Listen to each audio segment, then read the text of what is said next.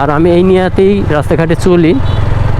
এটাই আমার জন্য দোয়া করবেন, আমি যেন মরণের আগ পর্যন্ত এই ধরনের কাজগুলো করতে পারি গাইস। আসসালামু আলাইকুম ভাই। কোনো সমস্যা নাকি ভাই? কোনো সমস্যা? আমি তো মনে করছি তেল শেষ হয়ে গেল নাকি। স্ট্যান্ড তুলেন, স্ট্যান্ড ভাই।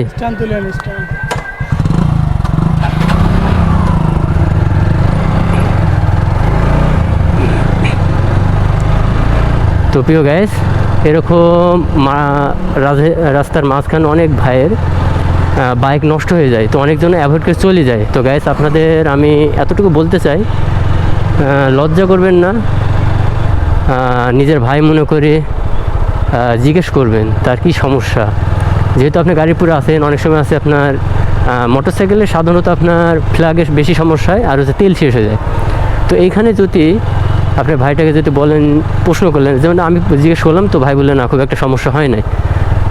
আর আমার নিয়াত ছিল তাকে হেল্প করা, তো আল্লাহর রহমতে তার হেল্পের প্রয়োজন না, তার হেল্প করার আগে তার মানে সমস্যার সলিউশন হয়ে গেছে। তো গাইস, আপনারা সাধারণত জিজ্ঞেস করবেন, অ্যাভয়েড করবেন না, জিজ্ঞেস করবেন। যদি তেল শেষ হয়ে যায় তাহলে আপনারা হাফ লিটার তেল কিনে এনে তাকে দিলেন, তাহলেও ভাইটার উপকার হয়ে গেল। তো একটা সময় এই বিপদে আপনারাও পড়তে পারেন, তখন দেখবেন যে আরেকজন আপনাকে ওই হেল্পটা করছে। তো গাইস, এগুলাই। আর কিছু বেসিক কিছু শিখে রাখবেন, যেমন অনেক সময় ফ্ল্যাগের বেশি বেশি সমস্যা হয়, তো একটু হেল্প করবেন।